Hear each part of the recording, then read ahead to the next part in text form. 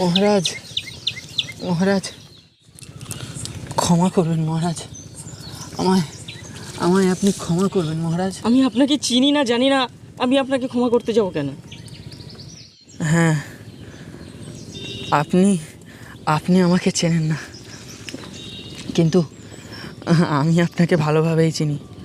মনে আছে আপনি উত্তর রাজ্যে একজনকে মৃত্যুদণ্ড দিয়েছিলেন, মৃত্যুদণ্ড দেওয়ার পর তার সমস্ত সম্পত্তি বাজেয়াপ্ত করে নিয়েছিলেন?